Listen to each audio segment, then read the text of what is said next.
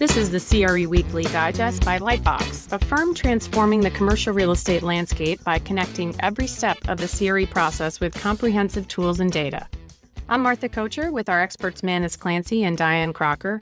For the week of August 19th to the 23rd, investors were focused on a retail palooza of earnings that gave more insight into the health of the consumer economy. And with an otherwise light data week, the focus was digging into July Fed meeting minutes, a big downward revision to jobs numbers, and full attention to the comments of Chairman Powell at the Jackson Hole Symposium.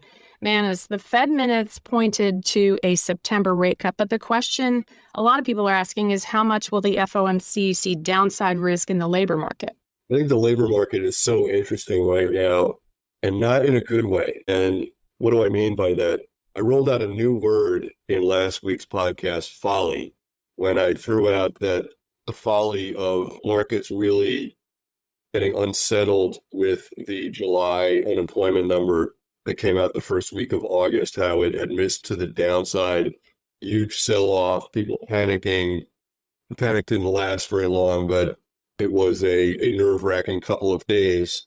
And that was 100,000 so jobs miss, and that set the market off. Yet this week, we have an 800,000 number of revisions downward for jobs over the last 12 months, I guess it was. And that people just kind of whistle by the graveyard on that. And it just goes to show that we're all over the place when we're looking at the data, when we're trying to absorb, is this 4% unemployment rate today going to 5%? Has the Fed waited too long? Should they have been cutting rates 6 months ago? I think people are all over the map when it comes to hard landing, bumpy landing, no landing. And again, sometimes they, market analysts, investors, money managers hook on one data point, and that's everything. And then 3 or 4 more data points come in, and it's all forgotten. So it's really hard, I think, to get our arms around any kind of unanimity with regard to how people are looking at this market right now. The one piece of unanimity we have is that everybody expects the Fed to cut interest rates in September by 25 basis points. That seems to be the one point that people are coalescing around.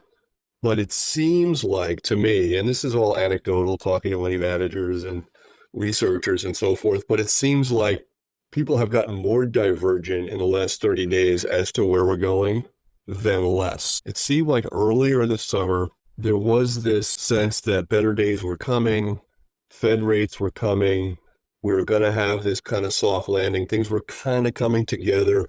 And it seems like it's frayed a little bit, that coalition that around the second half of the year being better has seemed to gotten a little bit frayed. What do you think, Dianne? It's interesting that you say that, because in light of the recent events, and now it seems like the sure thing that the Fed will lower rates at the September meeting, it got me thinking about, back in January, everybody was predicting, there will be 5 rate cuts this year, 6 rate cuts, 3 before we even get into our summer shorts and bathing suits, and obviously that didn't pan out as expected. And now that it looks like a rate is right around the corner, I'm starting to hear people predict that there is not going to be 1 rate cut this year, but 2 and maybe 3 just in 3 or 4 months after not moving at all in a year. So I think people are still, at least the ones I'm talking to, whether it's, hope or reality, that we could see as many as 3 rate cuts before Christmas. That's certainly on the table. I was looking at the odds yesterday, and it seemed like north of 80%, north of 90% for September, yes.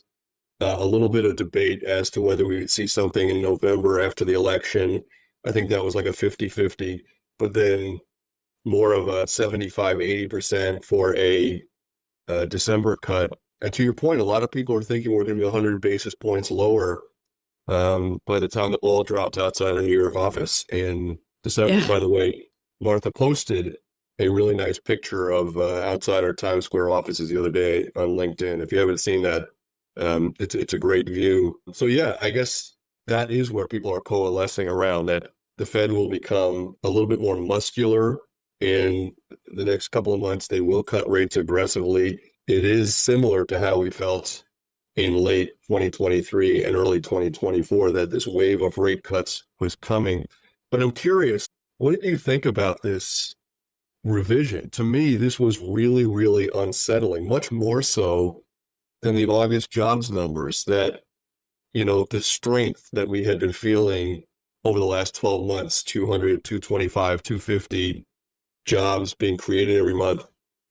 It was really more like 150 or 140. It kind of, that gave me a lot more pause for what kind of landing we're going to have than the jobs number we saw 3 weeks ago. What was your reaction to that?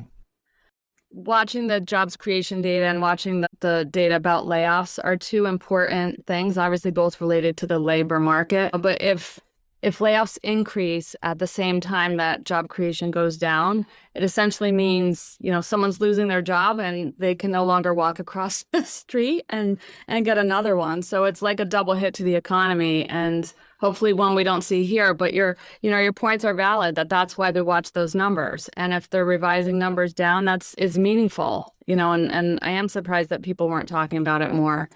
I feel like I should have seen this coming, because the anecdotes were everywhere.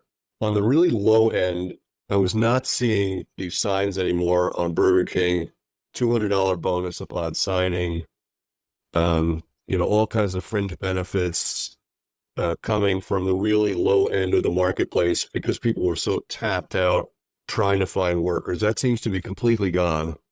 And the turnover we're seeing from friends and family and coworkers and so forth, people jumping around from job to job for that 10 or 15% hike in wages, that too seems to be gone. And what do you guys think? We're all in different areas. I do feel like, looking back, that the jobs numbers, based on the anecdotes and what's in front of your eyes, wasn't as powerful as what we were seeing. I think you're absolutely right. We've heard from people that we talk to all the time, their on-the-ground feedback of the job market, and it doesn't ever seem to sync up with what we had been hearing. The thing that was interesting was, in line with that, you saw the survey probably that the Fed put out, that for the first time, we have record number of people that are worried about losing their job and being unemployed in the next few months, according to the Federal Reserve Bank of New York. So the sentiment is coming from something, right? People that feel that the job market is not on steady footing. Well, I think the other important thing to remember is where we are in the election cycle. And I think that puts issues like job creation and unemployment under the spotlight more so than they maybe would be a year ago or a year and a half ago. We're remiss if we don't mention that the DNC did take a lot of news cycles this week from, I think, normal financial discussions. They did, just as the Republicans had done last month. They tend to dominate the news cycle. But I don't know about you guys. I'm barely making it past Wheel of Fortune at my age these days. Yes, I can get to 9:30, 10 o'clock and watch some of these speeches, but you get me on 10:30 Eastern time, I'm already thinking about breakfast. If the Mets are playing on the West Coast, I got to take a nap in the afternoon so I can stay up and watch them play in San Diego. So this whole thing about putting people on stage at 10:30, 10:45, 11 p.m. Eastern, that didn't play well with me. I was already long gone by then. Quickly, we'll talk about retail earnings because it did seem to underscore the theme that we had started talking about last week, where consumers are seeking value. So across the board, you saw that in all the commentary that came out this week. Yes, it's funny. Before we get into that, I got to say, I got a lot of remarks this week about my Walmart salmon purchase. People are like, really? Salmon at Walmart? I could trade down and get the same quality fish to put on the Barbie?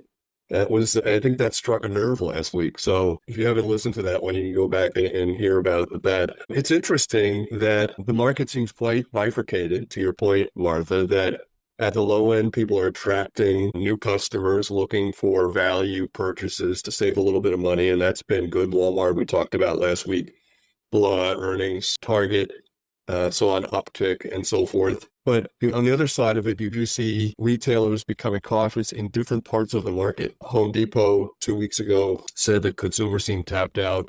Lowe's again last week said they're seeing the consumer really start to fall off. And by consumer in those markets, you have to be a little bit concerned because that touches both residential and commercial. right? A lot of this is people coming in to upgrade multifamily properties and so forth. So for CRE types, that's a bit of a red flag. But we also saw it with Macy's this week, that their earnings, they came out and said, their CEO came out and said they expect earnings to be weaker due to a, in quotes, more discriminating customer. So I do think you see the retail side going in two ways, that there'll be winners at the value side and there'll be losers at the upper end. And that seems to be the narrative right now. Yeah, and don't forget, Manus and Martha, retail spending is so seasonal. So we're going to see probably a holiday-like boost in the Q3 numbers from the back-to-school shoppers. And so that's going to hit retailers like Target, TJ Maxx, Marshalls, not Home Depot, not Lowe's, where people are not doing as many maybe DIY projects as they were. I can tell you the New Haven IKEA is absolutely packed because the college students are coming back into town. And I think if my kids are any barometer for back-to-school retail, it's stores like Target, TJ Maxx, Lululemon, Dick's Sporting Goods, and certainly not Macy's. Yeah, it'll be interesting when those numbers come in, those back-to-school numbers, what they look like. And in the soul-crushing comments, we're probably only about 2 weeks away from seeing that first holiday season ad comes out, right? It gets shorter and shorter. It'll probably right after Labor Day where we start seeing people pumping up their holiday sales, which is just such a, deflating part of life, right? When you're still in your shorts and you're still talking about going to the beach and people are showing snow and, the seasonal sales at Lexus and other places, right? I'm not ready for that. Let's turn to the LightBox Data Dive, one of our favorite segments that we get a lot of feedback on. Our LightBox team looks at Phase 1 ESAs, which are environmental site assessments, and it does give us some information that feeds our CRE Activity Index. So Dianne, walk us through what we saw with some metros that are showing some good performance. We look at environmental due diligence activity measured by Phase 1 ESAs down at the MSA level. And for me as a data junkie, it's always interesting to track which metros are starting to see these initial surges in demand, especially at times of market pivot, which certainly is where we are right now. It's funny, Martha and Manus, I was remembering years ago when property prices started to get really, really high in some of the primary metros, LA, New York City. That was when our data started to show that smaller metros like Charlotte and Nashville and Austin starting to get attention as investors kind of migrated from those primary metros into secondary ones where they could get better ROIs. So our recent data shows in Q2 that the industry benchmark for Phase 1 activities increased by 14% over Q1, and that 4 of the biggest markets for Phase 1s outperformed that. That was Phoenix, Atlanta, Inland Empire, New York City. But what was more interesting to me there was outside of that top echelon of the 10 biggest markets in the country, we saw much higher growth rates in smaller markets, led by Denver, where activity was up by 64%, Miami 36%, DC 24%. So much higher growth rates in some of the smaller markets. Denver, there are a lot of headlines there right now. It's very ripe for the office to housing conversions that we've talked about in previous pods. It's a very popular industrial market, so I wasn't that surprised to see that spike. In Miami, there's a lot of development going on. So each metro has its story, but the fact that these smaller metros have Phase 1 activity that's up by as much as 3 times the industry benchmark could, maybe that'll translate into stronger Qs and forward transactions, since the due diligence being conducted typically precedes deal closing. So we're seeing that on the upswing. So we'll have the result of that analysis live on our Insights page next week if you want to see how your metro is faring as a sign of future transactions. And then we're closing in on the end of August, so the CRE Activity Index that you just mentioned, Martha, will let us know how that translates and whether it continues the 5-month trend of upticks that we've been seeing. We're seeing a number of stories that are interestingly calling a bottom of different markets. I've seen a story on office, multifamily, in other areas as well. which I think is interesting because obviously we've been talking about an inflection point that we saw a few months ago with the CRE Activity Index, and interested, Manus, what you think. We called it pretty early. I think we called it early on the basis of two things that we follow very, very closely. People that have been listening to the podcast since June will know this, that we thought the market had hit a bottom on two bases. In the office space, we felt that the uptick in transactions had meant that there was more transparency, that buyers were coming into the market. Yes, the prices were dismal on this, 60, 70, 80% off, but a market bottom was forming on the basis of things transacting, people stepping in and saying, we are going to buy this on a basis level, right? The price is right, given what rents are and vacancies are and so forth, future rent projections where we can make money on this. Or they stepped in to say, the price is right for us to repurpose this into residential or something else. That was clear to us. And the second part of it was the data that Dianne was referring to, that we assemble every week insights into how many phase ones are being ordered, how many appraisals are being ordered, how many properties are being listed. We have several companies that work in each of these areas. So we have a really panoramic view of what's coming down the road. And the indication started for us in March that while the market wasn't going gangbusters, it was starting to pick up, right? Single-digit increases month over month over month in the aggregation of these three data points. We had mentioned in June that we believe that this will be an incredibly important forward-looking leading indicator for how the market is doing. It was a terrific indicator based on our historical data, had we been putting this out in 2022, that the market had topped out, right? That we were ready for a downturn. And sure enough, the second half of 2022 turned out to be quite dismal for the market. The market had been incredibly frothy in 21 and 22 for the first couple months, right?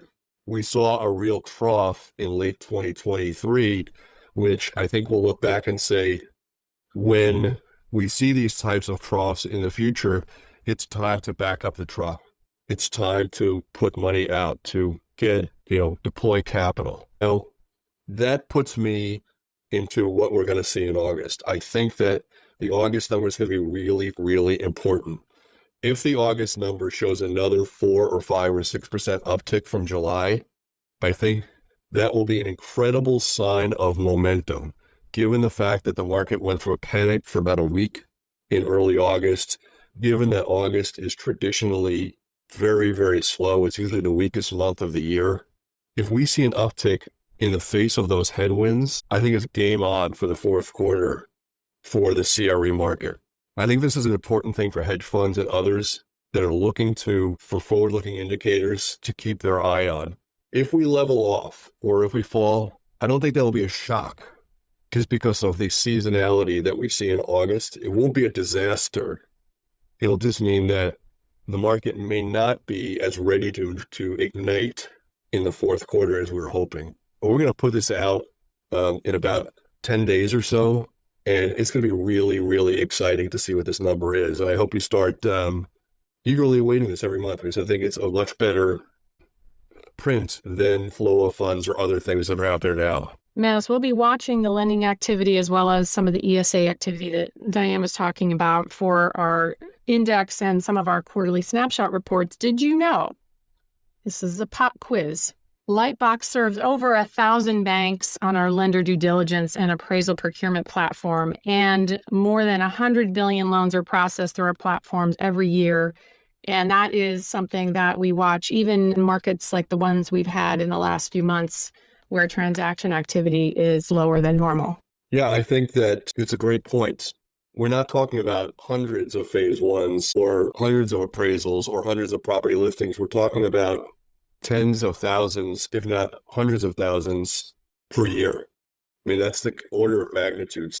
Given the breadth of the client base that we have, given the breadth of appraisers, engineers, underwriters, appraiser reviewers that are looking at our data, This is a really comprehensive number. This is not something that you would say it's an anecdotal number. This really encompasses a really, really, as I said, I'll use it again, a panoramic view of the market. And that's why it's interesting, Manus, to your point earlier, to look in the rearview mirror and think, okay, our data across the appraisal world, the phase one world, property listings, is really started to show movement and inflection, to use your word, back in March and April. And now the mid-year property transaction data is coming out, and everyone's starting to say, look, the market hit bottom, levels are rising up to where they were a year ago. So it's, it makes sense to look back at our data, and when we were first starting to see that transition take root earlier this year, that's what fed into the data points that are coming out now. So it's, to your point, we're looking at a broad range of data points, and it's telling an important story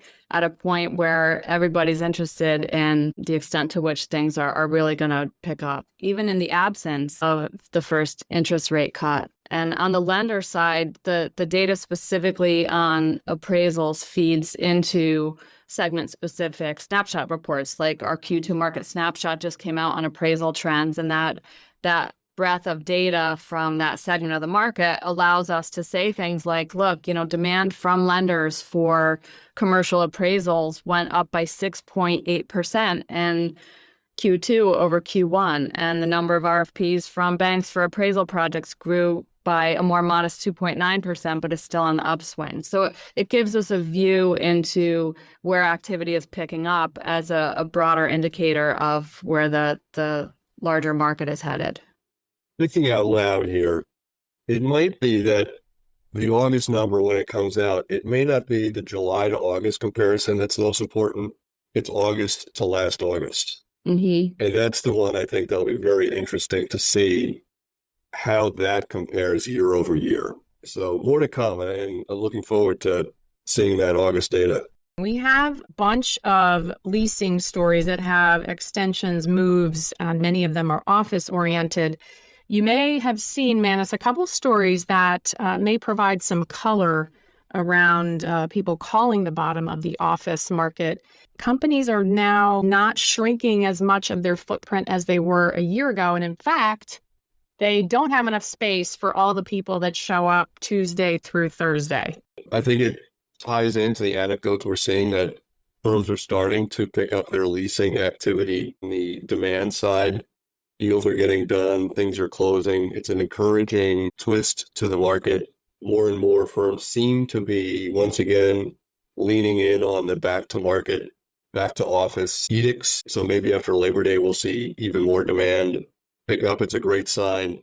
But I have to say, Martha, that I just have to wonder, are CBRE and Moody's listening to our podcast? We've been calling bottoms and saying the worst is behind us for 3 months now, just like those old E.F. Hutton ads where people would say, people want to know what E.F. Hutton is saying. I have to wonder if, we are influencing the market with our early calls these days. Well, I do believe Dianne and Manus are the voice of reason in this market. Inquiring minds want to know.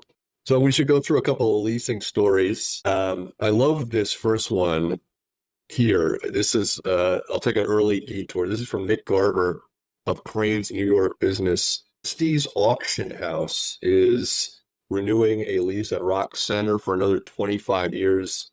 A couple of other stories that I'll run through in short order. In Addison, Texas, this comes from Vincentia Kasue, I hope I pronounced that correctly, of Peripheral Property Executive.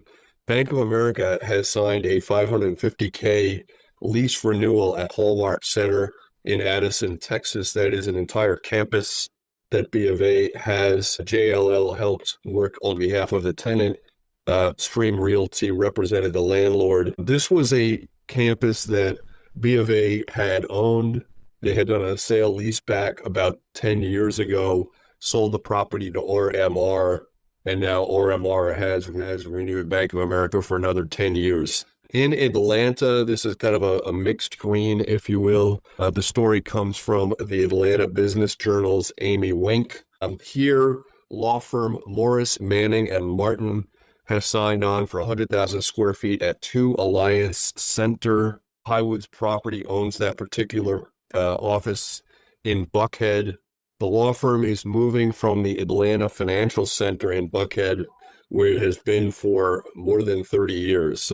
That particular property, the Atlanta Financial Center, Sumitomo has been trying to sell for a while. I think that sale becomes a little bit trickier now that Morris Manning is moving on. I think Morris Manning is downsizing by about 25%. So going from about 125,000 square feet to 100,000. So any six-figure lease square footage number is a good one in this market. Moving over to Chicago, Danny Ecker, who does great reporting for Crane's Chicago. Zurich, North America, they were looking to sublease a huge portion of their Schaumburg office headquarters in that Chicago suburb. They have now subleased the last component of what they were trying to get out of ADP. The payroll processor is going to sublease 150,000 square feet at Zurich's old office. So another six-figure square footage deal. ADP will be relocating from Elk Grove Village. And then lastly, in the category of people finding alternative uses for office space, or let's call it non-traditional tenants, in the Times Square area, a little south of Times Square, Yeshiva University has signed a 32-year lease for 160,000 square feet at Herald Center in Midtown Manhattan. This particular property is owned by JEMB. Seville's negotiated on behalf of the tenant. This property, for those that have come in and gone out of New York, is across the street from the Macy's flagship store in Midtown Manhattan, where the Thanksgiving Day parade ends every year. So a couple big leases, and from a diverse group of participants and in several geographies.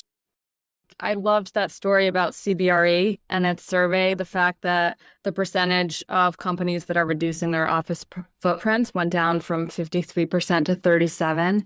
You know, I remember when that 53% came out and everybody was saying, it's going to take a while for this to unravel till office leases expire, blah, blah, blah. And now here we are, not even a year later, and things are already looking better. And so these stories that you highlight, which I love, speak to the optimism that companies have at a time when we're, losing sleep over job loss data and, what's the unemployment rate going to do? You have these major companies that in some cases are doubling the office space for their employees. So that's, I think, definitely a positive for the economy, despite what the market barometer data might be showing. And then the second thing is, Manus, I wanted to share a fun term that I saw in a story this week. And the topic was the repurposing of obsolete office space or the renovating of old tired Class B, Class C office space. And I don't know if you saw it, but it was a New York Times article. The reporter was Stacy Freed.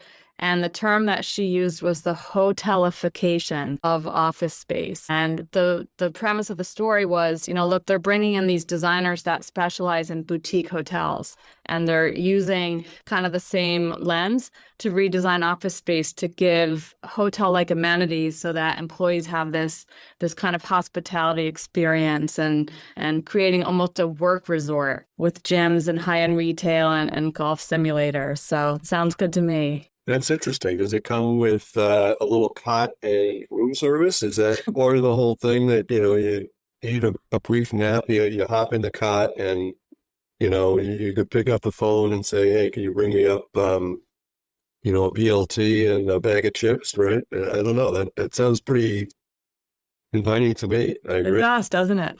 Let's turn to who's buying. We had several stories that took note in what we were watching, and a couple of them are going to take us to some industrial stories. Yes, we have, just like we had diversity geographically with the tenants and the leases, we also have diversity this week in property types. I'll start off with one in the Phoenix Metro. EQT Exeter paid $151 million for a 6-property 800,000 square foot portfolio. There, the seller was Artis, RE. EQT has been an active buyer during this entire cycle of industrial properties, really leaning in. And this was another case of that. So I know, Dianne, you've been looking at the industrial market in Phoenix and elsewhere. What are your thoughts on that? Yeah, it's interesting. Colliers came out with a metric this week that jumped out at me, which is that sales volume of industrial properties in the Valley reached 843 million in the second quarter, and that was the highest sales level that they'd seen in the past 6 quarters, and outperformed Q2 of 2023 by nearly 45%. So those are really big numbers. In the Phoenix metro, real sales were up by 22.5%. Pretty hot market in Phoenix for industrial, which led me to another story. It's a development story. Nova Data Centers is planning to build a 300 megawatt campus on 160 acres in Mesa. So they're looking to invest more than $3 billion on a project that will be completed in 2 phases over the next decade. So Mesa is going to be Nova's 6th location. It joins campuses in Utah, Colorado, Nevada, Vegas, and San Francisco. So it certainly seems when you see stories like this that Phoenix is growing into what could be one of the world's largest data center markets. Certainly, everything you rattled off there, land is plentiful, right? That you can go outside of Phoenix and Scottsdale or outside of Las Vegas and Sparks, and there's endless amounts of land. And these data centers, they don't need a lot of people. They don't need a lot of housing around them. You could really put them in areas that are 15 or 20 miles outside of urban centers. And I guess it's no surprise, right, that those are the areas that are really finding homes for data centers. I think that will continue. Moving on to the sales. In the self-storage market, I thought this was a great one. Harrison Street paid $200 million for a 19-property, 1.4 million square foot portfolio. This story comes from Andrew Cohn of Commercial Observer. The metric there, the sales price is $143 a square foot, which is a terrific price for self-storage. When we started the COVID wave of self-storage, you would see things selling at $70, $80, $90 a square foot, maybe even in the 60s. $140 a square foot is a real nice price for self-storage. And it seems to underscore the fact that even though some may be thinking that self-storage is maybe hitting a peak, that demand will taper off post-COVID, this is evidence that still a lot of demand for these assets at a nice price. Lastly, I'll go to multifamily. I have 2 stories here. The first one, Folger, Pratt and Triline Capital paid $108 million for the Belgard in Washington, D.C. The seller is Wood Partners and CBRE. The metric there, $311K per unit. The story comes from Emily Wishingrad of BizNow. And I had one that just came out either late yesterday or this morning. I thought this was interesting. This is from Isabella Farr of The Real Deal, another really terrific reporter who covers CRE on the West Coast. JP Morgan sold a Los Angeles apartment complex for $86 million. Why did this one catch my eye? It caught my eye for 2 reasons. One, the sales price was 25% less than what the bank bought it for what JP Morgan IM bought it for in 2020. So it is a good metric for how much lower values are now in challenged markets than they were early in COVID. So this particular property sold for $116 million in February of 2020. The other thing that was interesting to me was that the buyer here was FPA Multifamily, a firm that we've mentioned many times on the podcast.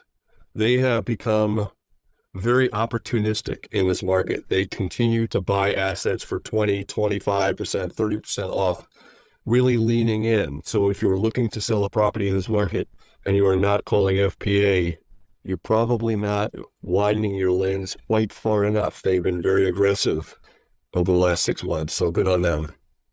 And Manus, you were talking about retailers pushing the envelope on the holiday season. It seems that Starbucks is jumping into the game. They've now started offering their pumpkin spice drinks 2 days earlier than last year. I'm not sure if you're a big fan, but apparently you can now go get your iced pumpkin cream chai a little earlier.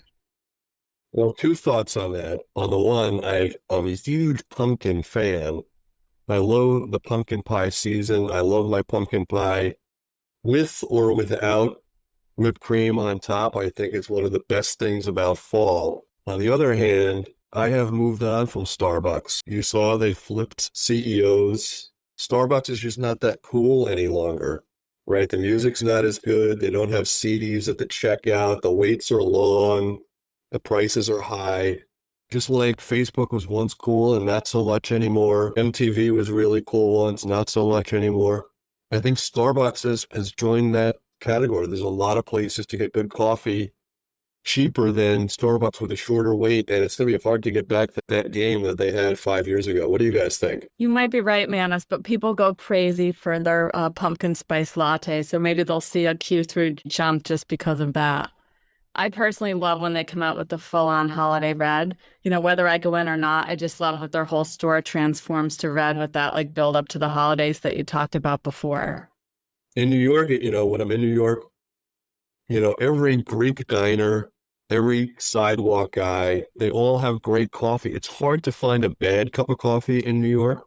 So, I don't know how you get that back when you're charging $6 for a cup. So I'm bearish on Starbucks going forward, but very bullish on pumpkin pie coming next month. Well, we'll see. Let's not bring it too soon. With that, we'll close. Thanks to our producer, Josh Bruning. Please join us every week as our LightBox team shares CRE news and data in context. You can listen on any of your favorite podcast channels. And send us your comments or questions to podcast@lightboxre.com. Thank you for listening and have a great week. Let's go.